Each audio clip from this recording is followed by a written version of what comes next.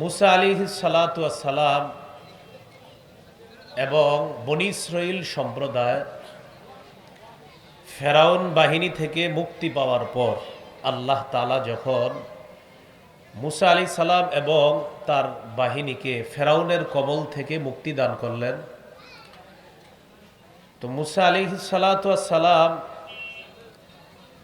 লক্ষ্য করলেন তৎকালীন তিন আমালিকা সম্প্রদায়ের দখলে, ফিলিস্তিন আমালিকা সম্প্রদায়ের দখলে।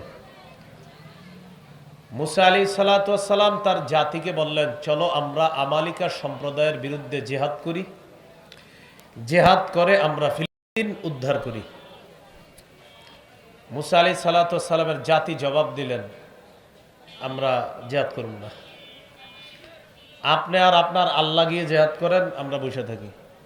এটা জবাব দিল মুসা নবীর জাতি। তখন আল্লাহ তাআলা তাদেরকে ওই জমিনের মধ্যে আটকায়া দিলেন। সিনাই উপত্যকা, কি উপত্যকা? সিনাই উপত্যকা বা সিনাই এলাকার মধ্যে তাদেরকে আল্লাহ বছরের পর বছর আটক করে রাখলেন। ওই এলাকায় মুসা আলাইহিস সালাতু ওয়াস সালামের ইন্তেকাল হয়েছে। তাহলে কি শিখলাম? আমালিকা সম্প্রদায় যারা ফিলিস্তিন দখল করেছিল, ফিলিস্তিনকে উদ্ধার করার জন্য মুসা আলাইহিস সালাতু ওয়াস সালাম বনী ইসরাইলকে বলল, চলো আমরা জিহাদ করি। তারা বলল, না, আমরা জিহাদ করব না। তখন মুসা আলাইহিস সালাতু ওয়াস সালাম তাদেরকে নিয়ে সেখানেই থাকলেন, সিনাই উপত্যকার মধ্যে তাদেরকে নিয়ে অবস্থান করলেন। কোন কোন তাফসীরের মধ্যে এটার নাম আসছে তিহ, বলেন কি আসছে? তিহ, এরকম নাম। তো যাই হোক, সিনাই এলাকার মধ্যে আল্লাহ তাদেরকে রাখলেন। ওই এলাকাতেই মুসা আলাইহিস সালাতু ওয়াস সালামের ইন্তেকাল হয়েছে। মুসা আলাইহিস সালামের ইন্তেকালের পর আল্লাহ তাআলা মুসা আলাইহিস সালামের খাদেম ইউশাকে নবুয়ত দান করলেন। সুবহানাল্লাহ। তাহলে এখন নবীর নাম হলো ইউশা। কি নাম? ইউশা। ইউশা আলাইহিস সালাতু ওয়াস সালাম বুঝিয়ে শুনিয়ে একদল মুজাহিদ নিয়ে আমালিকা সম্প্রদায়ের বিরুদ্ধে জিহাদ করে ফিলিস্তিন উদ্ধার করেছে। সুবহানাল্লাহ। কোন নবী? ইউশা। এবার ফিলিস্তিন উদ্ধার করার পর ইউশা আলাইহিস সালাতু ওয়াস সালাম নবী হিসাবে জাতির দায়িত্ব পালন করেন। বিভিন্ন বিষয়ের মীমাংসার জন্য তিনি কি করতেন? বিভিন্ন এলাকায় কাজী নিয়োগ করতেন, বিচারপতি নিয়োগ করতেন। যেমন আমাদের দেশের প্রধান যে, উনি কি পুরা দেশ একা চালাইতে পারবে না, ওনার অনেক লোক লাগবে। যেমন গাজীপুর আপনাদের দায়িত্বশীল লাগে, পাশের এলাকারও দায়িত্বশীল লাগে। এমন ইউশা আলাইহিস সালাতু ওয়াস সালাম এক তো নবী, তো পাশাপাশি উনি বিভিন্ন এলাকার সমস্যা সমাধানের জন্য উনি কি করতেন? বিচারক নিয়োগ করতেন। তাদেরকে বলা হয় কাজী। কি বলা হয়?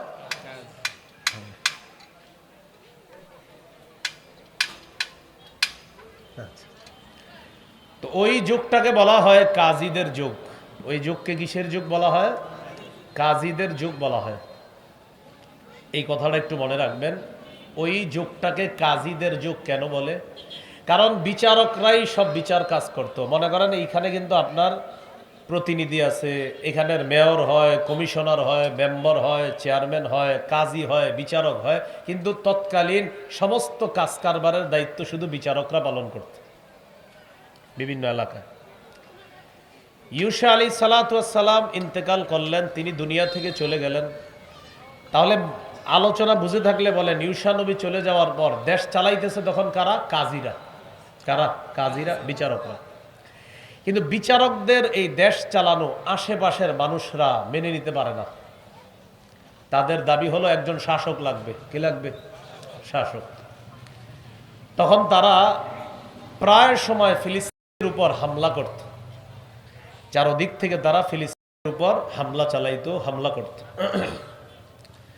ফিলিস্তিনের উপর যখন তারা হামলা করত চারদিক থেকে, এইভাবে হামলা করতে করতে কাজীদেরকে তারা পুরা পেরেশানির মধ্যে ফেলে রাখত। এক পর্যায়ে ফিলিস্তিন একটা সম্প্রদায় হলো পৌত্তলিক সম্প্রদায়। কি সম্প্রদায়? পৌত্তলিক। এই পৌত্তলিকরা কি করলো? ফিলিস্তিনের উপর কঠিন একটা হামলা চালায়া তাদেরকে পর্যদুস্তু করে ফেললো, তাদেরকে কাবু করে ফেললো। আর ওই কাজীদের মধ্যে একটা বরকতপূর্ণ সিন্দুক ছিল, এই সিন্দুকটাকে বলা হয় তাবুত। কি বলা হয়? বলছিলাম নি আগে, তাবুত। হ্যাঁ। তারা যখন কোনো যুদ্ধ করত, জেহাদ করত বনী ইসরাইল, এই তাবুত বা সিন্দুকটাকে তারা বরকত হিসাবে সামনে রাখত। এই সিন্দুকের মধ্যে ছিল মুসা নবী আর হারুন নবীর স্মৃতি বিজড়িত অনেক কিছু। এই সিন্দুকের মধ্যে তাওরাতের কপি ছিল। এই সিন্দুকের মধ্যে আল্লাহ প্রদত্ত অনেক নিয়ামত ছিল। জেহাদের ময়দানে সিন্দুকটাকে তারা সামনে রাখত বরকত হিসাবে, এবং আল্লাহ তাআলা ঠিকই তাদেরকে ভরপুর বরকত দান করতেন। কিন্তু পৌত্তলিক সম্প্রদায়, আচ্ছা থাক থাক ভাই, না না না না না না না, এটা তো বলা যাবে না, এটা তো তাদের কাজ। আমাদের কারণে আরেকজনকে এটা বলা যাবে না। আমার খারাপ লাগতেছে, কিন্তু মাসালা হলো এটা ওনার কাজ। এখন ওনার কাজে আপনি নিষেধ করা যাবে না। ভদ্রভাবে বললে শুনলে ঠিক আছে, কিন্তু না শুনলে বাধা দেওয়া যাবে না, কারণ এটা ওনার কাজ। তো এখন সিন্দুক যেটা সামনে রাখতো, সামনে রাখার পর এটা বরকতি হিসাবে সামনে রাখতো সিন্দুকটা। পৌত্তলিক সম্প্রদায় আক্রমণ চালিয়ে কাজীদেরকে কাবু করে ফেললো। শুধু তাই নয়, ওই সিন্দুকটাও তারা লুট করে নিয়ে নিল। কোন সিন্দুক? যেই সিন্দুক বরকত হিসাবে তারা সামনে রাখত।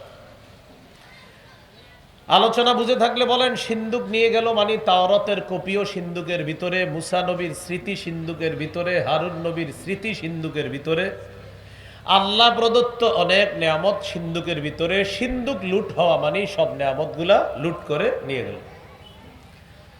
তাহলে পেরেশানি অনেকগুলা। এক, কাজী সাহেবদের ক্ষমতা শেষ হয়ে গেল। দুই, বরকতি সিন্দুক বাক্স এটা লুট করে নিয়ে গেল। কাজীদের মধ্যে একজন কাজী ছিলেন, তার নাম ছিল শামুবিল। বলেন কি নাম? আবার বলেন। আল্লাহ তাআলা তাকে নবুয়ত দান করলেন। সুবহানাল্লাহ। এই হলো শামুবিল আলাইহিস সালাতু ওয়াস সালাম, যেটা আপনাদেরকে আমি প্রথমে শিখাইছি। মুসা, ইউশা, শামুবিল।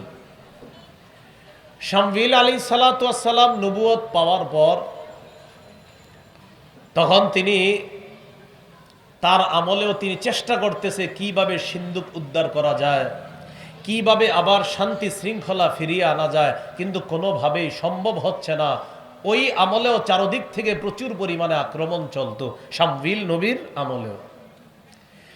ইতিমধ্যে বনী ইসরাইল শামবিল নবীর কাছে একটা আবদার জানাইল, ও শামবিল, আপনি এক কাজ করেন, আমাদের জন্য একজন বাদশাহ নিযুক্ত করেন। কি নিযুক্ত করেন? বাদশাহ, একজন শাসক, একজন বাদশাহ। কেন?